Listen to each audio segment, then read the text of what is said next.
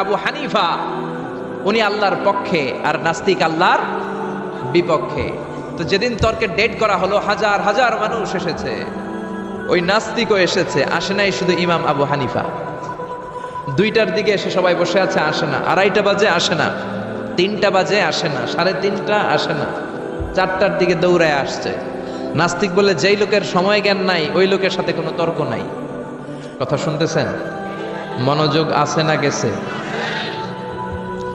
যার সময়ের জ্ঞান নাই তার সাথে তর্ক নাই। ইমাম আবু হানিফা বললেন, ইনদি উযর, আমার ওজর আছে, আই হ্যাভ এক্সকিউজ। কি এক্সকিউজ আছে? আবু হানিফা বলতে শুরু করলেন, আমি যখন ঘর থেকে বের হয়ে যাই, আমার বাড়ির সামনে বিশাল একটা নদী পড়ে যায়, এই নদীটা পার হয়ে আসতে হয়। আজকে যে দেখি নদীর সামনে কোনো মানুষ নাই, কোনো নৌকা নাই, কেউ নাই, নদীর পাশেই বিশাল বড় একটা গাছ। হঠাৎ দেখলাম এমনি এমনি গাছটা কেটে 2 ভাগ হয়ে গেল। এমনি এমনি গাছ থেকে তক্তা বেরোয় জোড়া লেগে গেল। করাত ছাড়া, মিস্ত্রি ছাড়া কাঠগুলো অটোমেটিক্যালি লেগে লেগে নৌকা হয়ে গেল। মাঝি ছাড়া, লগি ছাড়া, বৈঠা ছাড়া এই নৌকাতে আমি উঠে বসলাম, নৌকা আমাকে নিয়ে টান দিয়ে সা করে নদীর উপার নিয়ে গেল। এই প্রসেসিংটা হতে আমার 2 ঘন্টা সময় লেগেছে। কয় ঘন্টা? নাস্তিক কয়, তবে ইমাম গাঞ্জা খাইছে, গাঞ্জা। তোদের ইমাম গাঁজা খেয়েছে অথবা গত রাতে ঘুমায় নাই। সাইয়েদনা ইমাম আবু হানিফা বললেন, এমন কথা বলেন কেন? নাস্তিক বলে, মানুষ ছাড়া, করাত ছাড়া, মিস্ত্রি ছাড়া গাছ এমনি এমনি 2 ভাগ হয়ে যায় নাকি? এমনি এমনি তক্তা জোড়া লেগে যায় নাকি? কাঠের পিসগুলো জোড়া লেগে লেগে নৌকা হয়ে যায় নাকি? মাঝি ছাড়া, লগি ছাড়া, বৈঠা ছাড়া নদীর এপার থেকে নৌকা কাউকে নিয়ে ওপারে চলে যায় নাকি? ইমাম আবু হানিফা বললেন, now you are on the right track. এই তো আপনি লাইনে চলে আসছেন, এখন আপনার বোঝানো সহজ হবে আমার। সাইয়েদনা ইমাম আবু হানিফা বললেন, বুঝলাম, এমনি এমনি কিছু হয় না, এমনি এমনি তক্তা হয় না, এমনি এমনি নৌকা হয় না, এমনি এমনি মাঝি ছাড়া নৌকা চলে না। তাহলে আকাশটা কেমন করে এমনি এমনি হলো? জমিনটা কেমন করে এমনি এমনি হলো? মহাশূন্য কেমন করে এমনি এমনি হলো? নভমণ্ডল ভূমণ্ডল কেমন করে এমনি এমনি হলো? কার ইশারায় সাগর বয়ে যায়, কার ইশারায় ঝর্ণা চলে? চিল্লায় এখন সুবহানাল্লাহ। নাস্তিক বলে, তাই তো, এইভাবে তো আমি ভেবে দেখি নাই, আসলেই তো আমি একটা উল্লুক্কা পাঠা, আমি তো চিন্তা করি না এইভাবে। নাস্তিক বলে, ও ইমাম, আপনি আমার ঘুমন্ত বিবেককে জাগিয়ে দিয়েছেন, আমার চোখ আপনি খুলে দিয়েছেন, আর দেরি করার দরকার নাই। আপনি আমারে পড়িয়ে দেন, লা ইলাহা ইল্লাল্লাহু মুহাম্মাদুর রাসূলুল্লাহ সাল্লাল্লাহু। এজন্য সূরার ভেতরে নাস্তিকদের জন্য কিছু মেডিসিন দিয়েছে কে? আরো জোরে সবাই বলেন, কে? সূরার নাম আরো জোরে সবাই বলেন না, কি নাম? সূরা মুলক। মুলক মানে ক্ষমতা। মুলক মানে কি? মুলক মানে পাওয়ার, মুলক মানে অথরিটি, মুলক মানে সভরেনিটি। আল্লাহ শুরু করলেন, তাবারাকাল্লাযী বিয়াদিহিল মুলকু ওয়া হুয়া আলা কুল্লি শাইইন কাদির। সুমহান সেই সত্তা যার হাতে ক্ষমতা, আর তিনি পৃথিবীর সব কিছু করার ব্যাপারে সক্ষমতা রাখেন। সুবহানাল্লাহ। আল্লাহ শুরু করলেন তাবারাকা দিয়ে, তাবারাকাল্লাযী বিয়াদিহিল মুলক। সুমহান সেই সত্তা যার হাতে ক্ষমতা। ক্ষমতা কার হাতে? সবাই বলেন, কার হাতে? নাকি আপনাদের হাতে? আপনারা তো বলেন ক্ষমতা আপনাদের হাতে, বলেন না? জনগণ সকল ক্ষমতার উৎস, বলেন না? এটা রাষ্ট্রীয় কুফরি। রাষ্ট্র থেকেও কিছু কুফরি আমাদেরকে শেখানো হয়, এজন্য রাষ্ট্রের সব সিগন্যাল মেনে নেওয়া যাবে না। চিল্লা এখন ঠিক কিনা? জনগণ সকল ক্ষমতার উৎস নয়, সকল ক্ষমতার উৎস হচ্ছে একজন, তিনি কে? একটু খেয়াল করে বুঝে উত্তর দেন। কেমন করে আপনি ক্ষমতার উৎস হন? আপনার যখন পেটে ব্যথা হয়, আপনি বিছানায় গড়াগড়ি খান কি খান না? ডায়রিয়া হলে চিল্লাচিল্লি করেন কি করেন না? তো আপনি না ক্ষমতার উৎস, আপনি চিল্লাচিল্লি করেন কেন? 3 বার ডায়রিয়ার কারণে টয়লেটে গেলে 4র্থবার আর চেহারার দিকে তাকানো যায় না। 5 বার বাথরুমে গেলে বাইরে একা আই আর হাইতান্ন, আই মরি যাইম। তো হাইতান্ন কিল্লাই? আপনার ক্ষমতার মালিক। ডায়রিয়া হলে আপনি টয়লেট থেকে বের হয়ে বলবেন, আমি ক্ষমতার মালিক, এই জন্য আমার ডায়রিয়া হয়েছে। আসলে আমরা ক্ষমতার মালিক নই, ক্ষমতার মালিক একজন, তিনি কে? আমরা হলাম সবাই দুর্বল। ওয়া খুলিকাল ইনসানু দাঈফা। আমাদেরকে দুর্বল বানিয়ে আল্লাহ তৈরি করেছেন। শুধু আমরাই দুর্বল নই, আমরা দুর্বলের ঘরের দুর্বল। আমরা দুর্বল, আমাদের বাবাও দুর্বল, দাদাও দুর্বল, তার মানে দুর্বলের ঘরের আমরা তো দুর্বল। রিক্সার টায়ার পাংচার হলে আমরা বাজারে লাভ দিয়ে উঠি, লাভ দেন না? আমি কত লাভ দিছি? আমি তো এক জেলা থেকে আরেক জেলায় তাফসীর প্রোগ্রামের কারণে যাওয়া লাগে, তো রাতে মাঝে মাঝে ট্রাকের চাকা টায়ার পাংচার হয়ে যায়, তো লাভ দিয়ে উঠি। রিক্সাওয়ালারে বলি কিরে, ড্রাইভারে বলি কিরে কিসের আওয়াজ? বলে হুজুর ট্রাকের টায়ার পাংচার হয়ে গেছে, লাভ দিয়ে উঠি। কোনো ক্ষমতা নাই। পিছন থেকে কেউ যদি বলে হুজুর মাহফিলের প্যান্ডেলে সাপ, ফস খুঁজে পাওয়া যাবে? আপনারা থাকলো আমি দৌড় তুমি এসি বাদিয়া, চাচা আপন প্রাণ বাসা। 3-4টা ভাউয়া ব্যাং যদি কেউ ছেড়ে দেয়, এখানে একটা ওইদিকে একটা ওইদিকে একটা, ব্যাং আর কি লাভ দিবে? তার সে 3 ডবল লাভ দিয়ে আপনারা পালাবেন, ঠিক কিনা? তাহলে আসলে আমাদের কোনো ক্ষমতা নাই, ক্ষমতার মালিক হলো একজন, তিনি কে? এজন্য রব্বুল আলামিন বলেন তাবারাকাল্লাযী বিয়াদিহিল মুলকু ওয়া হুয়া আলা কুল্লি শাইইন কাদির। সুমহান সেই সত্তা যার হাতে ক্ষমতা, ক্ষমতা কার হাতে? আমাদের কোনো ক্ষমতা নাই, আমরা নকল ক্ষমতার মালিক, আসল ক্ষমতার মালিক একজন, তিনি কে? আমাদের যে ক্ষমতা নাই, এটা ভূমিকম্প হলে টের পাওয়া যায়। রাত 3টার দিকে যখন ভূমিকম্প হয়, সব লোক বিল্ডিং থুয়ে দেয় দৌড়, ভাড়াটিয়াও দৌড়, বাড়িওয়ালাও দৌড়। কসবা এলাকার বাড়িওয়ালারা মনে হয় দৌড় দেয় না, কথা বলেন?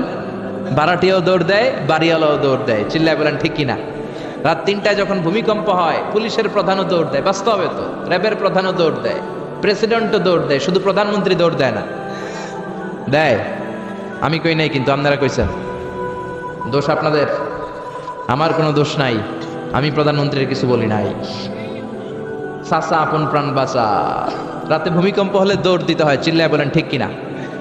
2004 সালে বরিশালে প্রথমে গেলাম বাসে, ফিরে আসতেছি লঞ্চে, নদীর মাঝখানে তুফান, জাহাজ ডুবে যাবে। ওই দিন চিনলাম আল্লাহ কারে কয়, আল্লাহ কেসকো কাতে হে। ওই দিন লঞ্চের শুধু মুসলমানেরাই আল্লাহরে ডাকে নাই, হিন্দুরাও জিকির করছে কার? ওই দিন সবার মুখে একটা জিকির ছিল, লা ইলাহা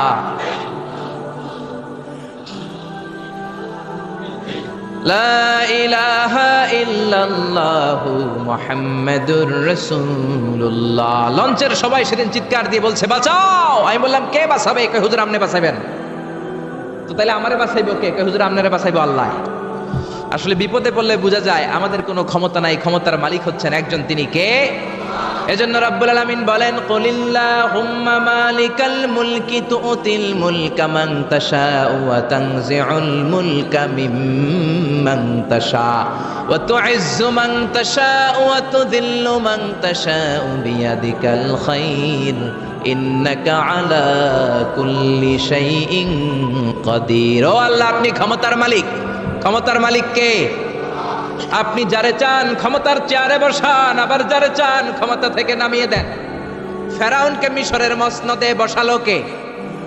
আবার সাগরের পানিতে সুবানি খাওয়াইলো কে? নমরুদকে ইরাকের চেয়ারে বসালো কে? আবার মশার কামড় দিয়ে শেষ করে দিল কে? ডোনাল্ড ট্রাম্পকে আমেরিকার ক্ষমতার চেয়ারের মধ্যে বসালো কে? ডোনাল্ড ট্রাম্প যদি বান্দ্রামি করে, ওইটারও লাথি মাইরা নামায়া দিতে পারে কে? এজন্য আল্লাহ বললেন তাবারাকাল্লাযী বিয়াদিহিল মুলকু ওয়া হুয়া আলা কুল্লি শাইইন কাদির। সুমহান সেই সত্তা যার হাতে ক্ষমতা, সব ক্ষমতা কার হাতে? জোরে বলেন না, কার হাতে? এই পৃথিবীতে অনেক দেশের প্রধানমন্ত্রী কিংবা প্রেসিডেন্ট ক্ষমতার চেয়ারে 5 বছরের মেয়াদে বসে, জানেন? জানেন না? না, কোন দেশে 5 বছরের মেয়াদে, কোন দেশে 10 বছরের মেয়াদে। তো আমার আল্লাহ ক্ষমতার চেয়ারে বসছে কয় বছরের মেয়াদে? কথা বলেন। 20 বছর, 50 বছর, 100, 200, এর চেয়ে বেশি? উনার ক্ষমতার নির্দিষ্ট মেয়াদ নাই, উনার আজীবন মেয়াদ। সুবহানাল্লাহ কইবেন না? হুয়াল আউয়ালু ওয়াল আখিরু ওয়াল যাহিরু ওয়াল বাতিন ওয়া হুয়া বিকুল্লি শাইইন আলিম। আল্লাহ বললেন আমি প্রথম, আমি শেষ, আমি প্রকাশ্য, আমি গোপন। অনাদিকাল থেকে আমি আল্লাহ ক্ষমতার চেয়ারে বসা, অনন্তকাল পর্যন্ত থাকবো, ঠিক কিনা? 5 বছর 10 বছরের মেয়াদে আল্লাহ ক্ষমতার চেয়ারে বসে নাই। আল্লাহর ক্ষমতার মেয়াদ হচ্ছে আজীবন মেয়াদ। চিল্লায় বলেন ঠিক কিনা? বুঝে শুনে উত্তর দিবেন। পৃথিবীর অনেক দেশে ক্ষমতায় যেতে হলে ডেমোক্রেটিক সিস্টেমে ক্ষমতায় যেতে হয়, মানে ভোটে জিতে। তো আল্লাহ তো ভোটে জিতে ক্ষমতায় আসছে, তাই না? ভোট ছাড়া, হ্যাঁ, এমনি এমনি চলে আসছে। আবার পৃথিবীর অনেক দেশে ডিকটেটরশিপ সিস্টেমে, মানে স্বৈরাচারী পদ্ধতিতে, জোর যার মুল্লুক তার, ওই সিস্টেমে ক্ষমতায় বসে। আল্লাহ তো এই সিস্টেমে আসছে না। আচ্ছা, আবার অনেক দেশে আছে মোনার্কি সিস্টেম, রাজতন্ত্র, বাবা রাজা, তার ছেলেও রাজা। তো আল্লাহর বাবা ছিল রাজা, এই জন্য আল্লাহও রাজা। বিষয়টা কেমন? আল্লাহ বললেন, খবরদার, আমার ক্ষমতার সাথে তোদের ক্ষমতা মিলাবি না। কুল হুয়াল্লাহু আহাদ আল্লাহুস সামাদ লাম ইয়ালিদ ওয়া লাম ইউলাদ ওয়া লাম ইয়াকুল লাহু কুফুয়ান আহাদ। লাম ইয়ালিদ ওয়া লাম ইউলাদ, আমি কাউরে জন্ম দেই নাই, আবার আমি কারো কাছ থেকে জন্ম নেই নাই, উত্তরাধিকার সূত্রে কারো কাছ থেকে ক্ষমতা পাই নাই। বিশ্বের শুরুতে, মহাবিশ্বের শুরু থেকে যে ক্ষমতার চেয়ারে আমি আল্লাহ বসে আছি, আমি আল্লাহ এই ক্ষমতার চেয়ারে শেষ পর্যন্ত থাকবো। চিল্লায় বলেন ঠিক কিনা? আমাদের ক্ষমতার সাথে ওনার ক্ষমতার কোনো মিল নাই। আবার পৃথিবীর অনেক দেশে দেখবেন ক্ষমতায় যেতে হলে কোয়ালিশন করা লাগে। বাংলাদেশে এটারে বলে জোট করা লাগে। কি করা লাগে? জোটের রাজনীতি বাংলাদেশে আছে না নাই?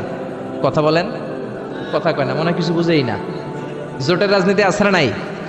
জোট যার বেশি ক্ষমতা তার বেশি, ঠিক কিনা? প্রথমে শুরু হইল 4 দলীয় জোট, তারপর 14 দলীয়, তারপর 18 দলীয়, এরপর 20 দলীয়, এরপর মহাজোট, এবার হবে মহাজোট। তো আল্লাহ তো জোট করে ক্ষমতায় আসছে। আল্লাহর জোট করা লাগছে, কোয়ালিশন করা লাগছে।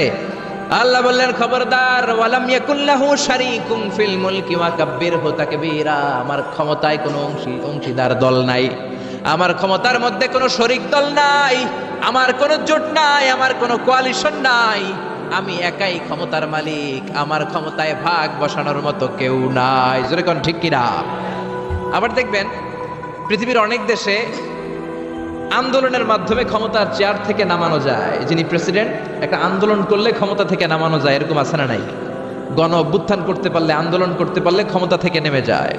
আমি যখন মিশরে পড়াশোনা করি, মিশরের প্রেসিডেন্ট ছিল হোসনি মুবারক। মিশরে একটা আন্দোলন হলো, ওই আন্দোলনের ঠেলায় হোসনি মুবারক ক্ষমতা ছেড়ে দিতে বাধ্য হলো। তো আমরাও যদি পৃথিবীর সবাই মিলে আল্লাহর বিরুদ্ধে আন্দোলন করি, আল্লাহ ক্ষমতা ছেড়ে দিতে বাধ্য।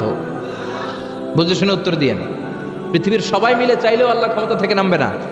আচ্ছা, যত জিন আছে মহাবিশ্বে, সব জিনারা যদি বলে আমরাও একাত্মতা ঘোষণা করলাম, আমরাও আল্লাহরে মানি না, মানুষ জিন ভাই ভাই, আল্লাহর আর রক্ষা নাই, তাইলে তো আল্লাহ ক্ষমতা ছেড়ে দিবে, তাই না? ছেড়ে দিবে। আবার ফেরেশতারাও যদি বলে আমরাও মানি না, মানুষ জিন ফেরেশতা, 3 দলীয় জোট। কয় দলীয়? কথা বলেন। মানুষ জিন ফেরেশতা 3 দলীয় জোট করে যদি আল্লাহর ব্যাপারে বিদ্রোহ করি, তাহলে আল্লাহর ক্ষমতা শেষ নাকি? আল্লাহর ক্ষমতা শেষ? আল্লাহ বললেন, ওয়া আন্নাকুম গায়রু মুআজিজিল্লাহ।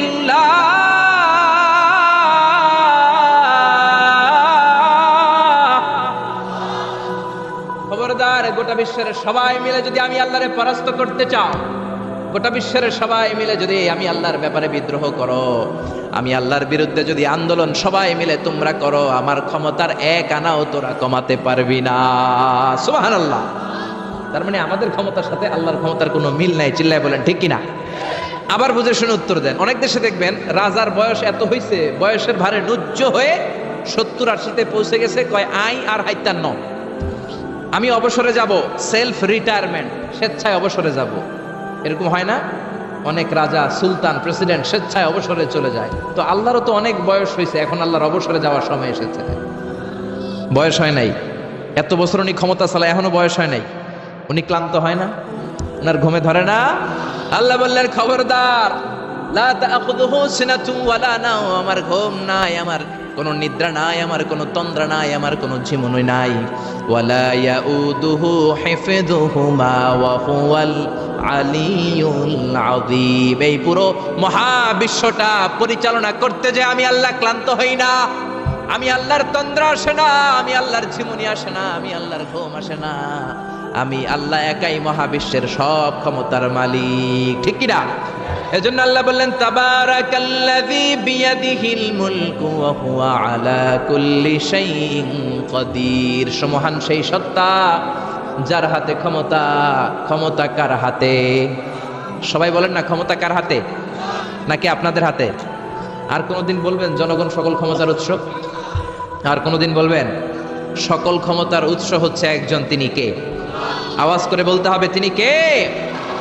আমরা বললাম আল্লাহ, বুঝলাম আপনি ক্ষমতার মালিক, আর কিসের মালিক বলেন?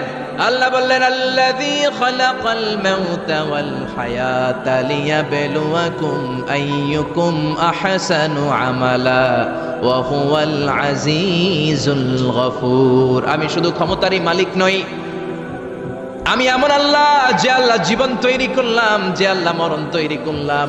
আমি জীবনেরও মালিক, মরণেরও মালিক। আমাদেরকে জীবন দিয়েছে কে?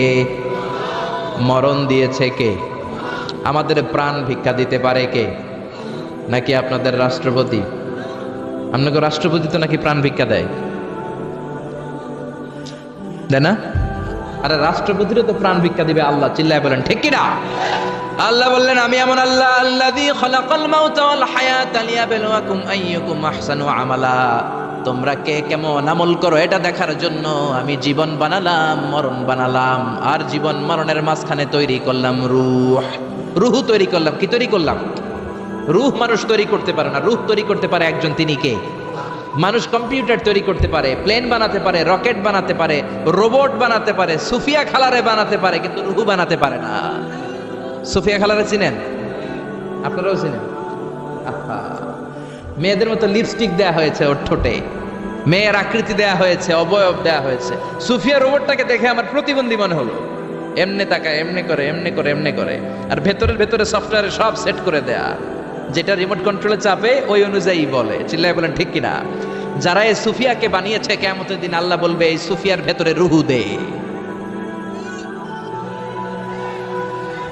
এই সুফিয়ার ভেতরে রূহ দে। যারা এই সুফিয়া নিয়ে পৃষ্ঠপোষকতা করেছে, বিদেশ থেকে দেশে এনেছে, সবাইকেই আল্লাহর সেদিন বিচারের ট্রাইব্যুনালের, সুপ্রিম কোর্টের কারাগারে কাঠগড়ায় আসামি হয়ে দাঁড়াতে হবে। চিল্লায় বলেন ঠিক কিনা? এজন্য আল্লাহ ডেকে বললেন গোলাম, আমি জীবন বানালাম, মরণ বানালাম, জীবন মরণের মাঝখানে বানালাম রুহু। এই রুহু থাকলে তুমি জিন্দা, রুহুটা না থাকলে তুমি হয়ে যাও মুর্দা। এই যে মিজানুর রহমান আজারি কথা বলতেছে, হাসে, হাত নাড়ে, কথা বলে, কারণ রুহু আছে। এই রুহুটা বের হয়ে গেলে লাশ হয়ে পড়ে যেতে হবে। চিল্লায় বলেন ঠিক কিনা? মক্কার কাফিররা বলল, আব্দুল্লাহর বেটা মুহাম্মদ, রুহু কাকে বলে আমাদের বলো। রুহু দেখতে কেমন? কেমন করে দেহের মধ্যে রুহু ঢুকে, কেমন করে রুহুটা দেহ থেকে উড়াল দেয়। এই রুহুর ব্যাপারে তথ্য দিতে পারলে কালিমা পড়ে সবাই মুসলমান হয়ে যাব। আপনারা রুহু দেখছেন কেউ? আপনার দাদা যে মারা গেল, বাবা যে মারা গেল, রুহুটা যে উড়াল দিল, দেখছেন? কালার কেমন? সাইজ কতটুকু? ওজন কতটুকু? দেখতে কেমন? আমরা কেউ রুহু দেখেছি? চিল্লায় বলেন দেখেছি। বিশ্বনবীরে বলা হলো, আব্দুল্লাহর বেটা মুহাম্মদ, রুহু কারে বলে? যদি বলতে পারো কালিমা পড়বো। বিশ্বনবী বলতে পারে না, কারণ বিশ্বনবী মন গড়া কোনো কথা বলেন না। আকাশ থেকে গ্রিন সিগন্যাল আসলে তবেই বলেন, ঠিক কিনা? বিশ্বনবী আল্লাহ তাআলার পক্ষ থেকে গ্রিন সিগন্যাল পাওয়ার জন্য উপরে তাকিয়ে রইলেন। আয়াত নাজিল হয়ে গেল, ইয়াসআলুনাকা আনির রূহি কুলির রূহু মিন আমরি রাব্বি ওয়া মা উতীতুম মিনাল ইলমি ইল্লা কালিলা। ও নবী, লোকেরা আপনারা জিজ্ঞেস করে রূহ কাকে বলে? মা হুয়া রূহ, হোয়াট ইজ দ্য স্পিরিট? আপনি বলে দেন রূহ হলো আল্লাহর পক্ষ থেকে স্পেশাল অর্ডার। আল্লাহর অর্ডারে এই রূহটা দেহের মধ্যে ঢোকে, আবার আল্লাহর অর্ডারে রূহ বের হয়ে যায়। আল্লাহু আকবার। এই রূহটা মানুষের দেহে ঢুকে কার অর্ডারে? আবার বের হয়ে যাবে কার অর্ডারে? পৃথিবীর যত বিজ্ঞানীরা আছে সবাই মিলেও কি একটা রূহ বানাতে পারবে? জোরে বলেন না, রূহ বানাতে পারবে? আল্লাহ চ্যালেঞ্জ করে বললেন, ওমা উতীতুম মিনাল ইলমি ইল্লা কালিলা। তোমাদেরকে একেবারে যত সামান্য কিঞ্চিত জ্ঞান দিয়ে আমি তৈরি করেছি, তোমাদের এই লিমিটেড জ্ঞান দিয়ে রূহ বানানো যাবে? ইউনাইটেড স্টেটস অফ আমেরিকা একজন মেডিকেল সায়েন্টিস্ট এই চ্যালেঞ্জ গ্রহণ করলো। সে চ্যালেঞ্জ গ্রহণ করে বলল, আমি রূহ বের করে ছাড়ব। কি বের করব? রূহ। আমেরিকার ওই মেডিকেল সায়েন্টিস্ট সে চ্যালেঞ্জ করে বলল, আমি রূহ বানাবো। কি বানাবো? উত্তর দিতে হবে কিন্তু। কি বানাবো? রূহ বানাবো। কেমন করে রূহ বের হয় এটা আবিষ্কার করে আমি নোবেল প্রাইজ জিতবো, নোবেল লরেট হব। 7 বছর সে গবেষণা করলো মুমূর্ষু রোগীদের নিয়ে। মুমূর্ষু রোগী নিয়ে বসে থাকে, কখন রূহটা বের হবে, রূহ ধরার জন্য বসে থাকে। কিন্তু 7 বছরে হাজার হাজার মুমূর্ষু রোগীর দেহ থেকে রূহ উড়াল দিয়েছে, কিন্তু রূহ ধরতে পারে নাই। সুবহানাল্লাহ কইবেন না? আচ্ছা, এইবার তার মাথায় একটা চিন্তা আসলো, না এই পন্থায় হাঁটলে তো হবে না, আমি একটা কাজ করি, বুলেট প্রুফের গ্লাস দিয়ে একটা ছোট্ট গ্লাসের রুম বানাই, ওই গ্লাসের ভেতরে মুমূর্ষু রোগী ঢুকাইয়া দিব। বুলেট প্রুফ চিনেন তো, মানে গুলি মারলেও গুলি ঢুকবে না। আমাদের মাননীয় প্রধানমন্ত্রী, রাষ্ট্রপতি মহোদয়, ওনারা যে গাড়িগুলো চালায় এগুলো কিন্তু বুলেট প্রুফ, জানেন? গুলি মারলে গুলি ঢুকে না। তো উনি বুলেট প্রুফ গ্লাস দিয়ে, টেম্পার্ড গ্লাস দিয়ে ছোট্ট একটা রুম বানালেন, কাচের গ্লাস। উনি মনে মনে ভাবলেন, মুমূর্ষু রোগী যদি এই কাচের গ্লাসের ভেতরে ঢুকাই, যেহেতু বুলেট প্রুফ, কিছু ঢুকেও না, বাইরে হয় না, রুহু বাইরে কেমনে দেখি। তো কাচের গ্লাস বানিয়ে তার টিমের সবাইকে বলল, আইসিইউ থেকে একটা মুমূর্ষু রোগীকে ধরে আনো, আজকে আমি রুহু ধরে ছাড়ো। তো মুমূর্ষু রোগীকে আনা হয়েছে ইন্টেনসিভ কেয়ার ইউনিট থেকে, তাকে কৃত্রিম অক্সিজেন দিয়ে লাইফ সাপোর্টে রাখা হয়েছে। মেডিকেল টিমের প্রধান বলে, এই লোকটারে এই বুলেট প্রুফ গ্লাসের যে ছোট্ট রুম, এটার ভিতরে ঢুকানোর আগে চেক হিজ বিপি, তার বিপি মাপ, ব্লাড প্রেশার মাপ। তো মেপে দেখে ঠিক আছে। ওজন মাপ, বলে ওজন মাপা হলো, ওজন হচ্ছে 80 কেজি, 80 কিলোগ্রাম। কত কেজি? 80। সবাই বলেন কত কেজি? 80 কেজি। এবার মেডিকেল টিমের প্রধান বলে, মুমূর্ষু রোগীটার ভিতরে ঢুকিয়ে দে। ঢুকানো হলো। এবার সে বলল, লাইফ সাপোর্ট খুলে ফেল। সবাই বলে, স্যার লাইফ সাপোর্ট খুলে ফেললে তো মরে যাবে। মেডিকেল টিমের প্রধানকে মারার জন্যই তো আনছি, এটার না মারলে আমি রুহু পাবো কেমনে? এটা রুহুটা তো বের করতে হবে দেহ থেকে। তো যেই কথা সেই কাজ, ঢুকানো হলো, লাইফ সাপোর্ট খুলে ফেলা হলো। লোকটা গ্লাস ফিটিং করা রুমের ভেতরে ছটফট ছটফট করতে করতে দুনিয়া থেকে বিদায় নাই। এবার মেডিকেল টিমের প্রধান রুহু খুঁজতেছে, দুনিয়া থেকে বিদায়, তার মানে তো রুহু বের হয়ে গেছে, কিন্তু রুহু আর খুঁজে পায় না। গ্লাসের এই দিকে তাকায়, ওই দিকে তাকায়, নিচে উপরে ডানে বায়ে সামনে পেছনে, কোথাও রুহু নাই, রুহু খুঁজে পাওয়া যায় না। সে ভাবলো, আমি গ্লাসের দরজাটা খুলে হাত দিয়ে এরকম বাইক মাছ যেমনি হাতায়, এরকম হাতাইলে হয়তো রুহু পাবো। তো কাচের গ্লাস খুলে হাত দিয়ে এরকম হাতানো শুরু করলো। হাতাতে হাতাতে পুরো গ্লাস ফিটিং করা রুমের ভিতরে সব খুঁজে ফেললে, কিন্তু রুহু খুঁজে পাওয়া যায় নাই। লোকটাকে বের করা হলো। উনি বললেন, চেক হিজ বিপি, বিপি মাপতো। সবাই বলে, স্যার এটা তো ময়রা ভূত হয়ে গেছে, এখন তো বিপি নাই।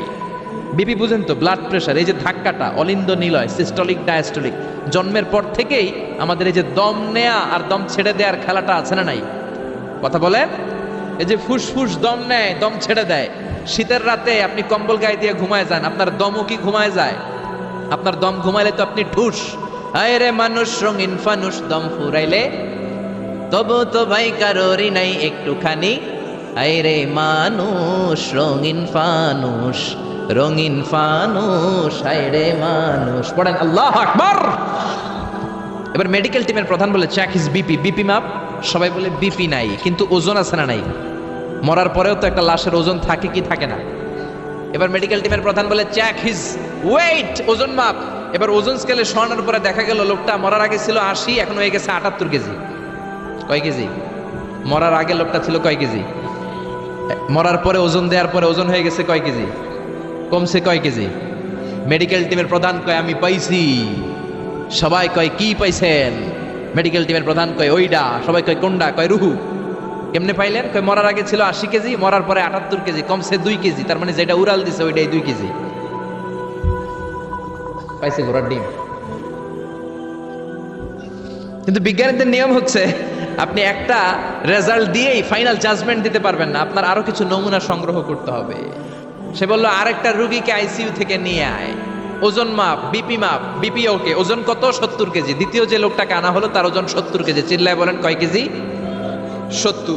এবার গ্লাসের ভিতরে ঢুকানোর পরে অক্সিজেনের মাস্কটা খুলে ফেলা হলো। এই লোকটা অক্সিজেনের অভাবে ছটফট ছটফট করতে মরে গেল। মরার পরে আবার রুহু খুঁজে, কিন্তু গ্লাসের ভিতরে রুহু নাই। এই লোকটাকেও বের করে মেডিকেল টিমের প্রধান বলে, চেক হিজ বিপি, বিপি মাপ। সবাই বলে বিপি নাই, কিন্তু ওজন আছে না নাই? এই লোকটার ওজন মরার আগে কত কেজি? 70। এবার ওজন দিয়া দেখে এই মৃত লোকটার ওজন হয়ে গেছে 71 কেজি। কয় কেজি? আগেরটা তো কম ছিল, মিলানো গেছে। এবার যাবি কই? হ্যাঁ, আগেরটা 2 কেজি কমেছে। মনে মনে চিন্তা ছিল, রুহু যেটা ছিল উড়াল দিয়েছে, রুহু নাই, 2 কেজি কমেছে। এবার ছিল 70 কেজি, মরার পরে আরো বেড়ে গেছে 1 কেজি। এবার যাবে কই? আল্লাহ বলে, কিয়ামত পর্যন্ত বিপি মাপতে পারবা, কিয়ামত পর্যন্ত বুলেট প্রুফের গ্লাসের ভিতরে লাশ ঢুকাতে পারবা, বের করতে পারবা, কিন্তু রুহু খুঁজে বের করতে পারবা না। ঠিক কি না? ইয়াসআলুনাকা আনির রূহি কুলির রূহু মিন আমরি রাব্বি ওয়া মা উতীতুম মিনাল ইলমি ইল্লা কালিলা। নবী লোকেরা আপনার রূহের ব্যাপারে জিজ্ঞেস করে, আপনি সোজা সাপটা লোকদেরকে বলে দেন রূহ হলো আমার আল্লাহর আদেশ মাত্র। আল্লাহর আদেশে দেহে ঢুকে, আল্লাহর আদেশে বের হয়। পৃথিবীর কোনো মানুষ রূহ খুঁজে বের করতে পারবে না, সে বের করতে পারে নাই। কারণ মানুষ মরে গেলে এক একজনের দেহের অবস্থা এক এক রকম। কারো হাতটা টাইট হয়ে যায়, খিচুনি দিয়ে দেহের সবকিছু জমাট বেঁধে যায়, ওজন কিছু বেড়ে যায়। আবার কারো দেহটা ফেসফেসে হয়ে যায়, দেহের পেটের ভেতরে যত গ্যাস ছিল এগুলো বের হয়ে দেহটা পাতলা হয়ে যায়। পাতলা হোক আর ভারী হোক, ওইটা মেজারমেন্ট করে রুহু খুঁজে বের করা যায় না। চিল্লায় বলেন ঠিক কিনা? আমরা বললাম আল্লাহ, বুঝলাম আপনি ক্ষমতার মালিক, আপনি রুহুর মালিক, আর কিসের মালিক বলেন? আল্লাহ বললেন, আল্লাযী খালাকা সাবআ সামাওয়াতিন তিবাকা মা তারা ফি খালকির রহমানি মিন তাফাউত। ও গোলাম, আকাশের দিকে তাকা, মাথার উপরে তাকা। 7টা স্তরে আকাশটারে 7টা স্তরে বিন্যস্ত করে সাজিয়ে দিয়েছে কে? আবার আল্লাহ বললেন, ওয়ালাকাদ যায়্যানাস সামাআদ দুনিয়া বিমাসাবিহা ওয়া জাআলনাহা রুজুমান লিশ-শায়াতিন। আমি এই পৃথিবীর কাছের আকাশটাকে, প্রথম আকাশটাকে চমৎকার চমৎকার তারা দিয়ে সুশোভিত করে দিয়েছি। সুবহানাল্লাহ। এই যে খালি চোখে উপরের দিকে যে আপনারা তাকান, তাকালে যেটা দেখা যায় এটা কি আকাশ? কথা বলেন না, এটা আকাশ না, এটা মহাশূন্য। এটা কি? জোরে বলেন, এটা কি? স্পেস, ফাদা। এটা মহাশূন্য।